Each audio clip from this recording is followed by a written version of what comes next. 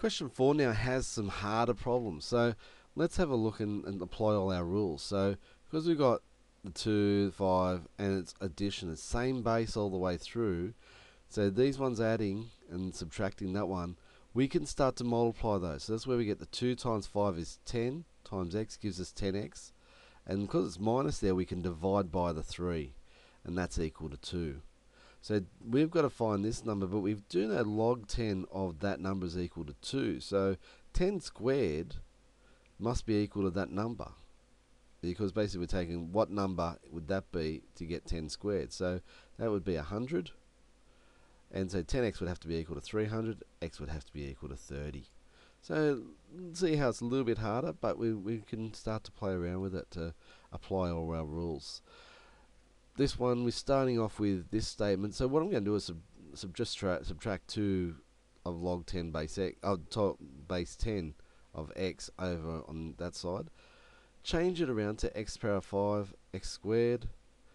And again, this could be division of the x to the power 5 and x squared, which gives us x cubed. That's equal to 3. And then by the definition of our logarithms, x cubed would equal 10 to the power of 3.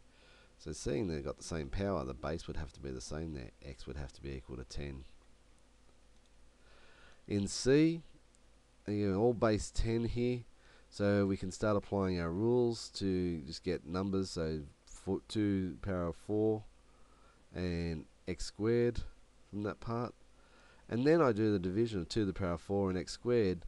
Now because we're taking log of this number, must be equal to log of this number. Well, seeing the log of the numbers must be equal, then the numbers must be equal. So that's where we can say x is equal to x 16 on x squared, or x cubed is equal to 16, or x is equal to the cube root of 16. In D here, we get a reduction to a quadratic. If we have a look, and we can see that we can put 10, a log of x base 10 all squared, minus log of x squared in base 10, they can change around the 2 log of x base 10. Now we can change our, reduce it to a quadratic, because u can be log of x in base 10, which gives us a perfect square in that case. If you don't need to go to that form, you can go straight to log of x base 10 minus 1 is all squared. You can do that, but that's okay if you have to work it this way. So u minus 1 is equal to 0. We know u would be equal to 1. So log of x base 10 is equal to 1. So remember, if the base and the number we're taking the log of are the same, we'd get 1. So x would be equal to 10.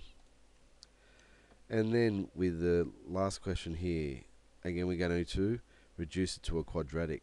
X to the power of 5 becomes 5 log of x. And we've subtracted them across and added the 6 on this side, reduced it to a quadratic, and we're going to get 2 solutions here because u minus 2 is equal to 0. So log of x base 3 is equal to 2, so x then would be equal to 9, which is 3 squared, and log of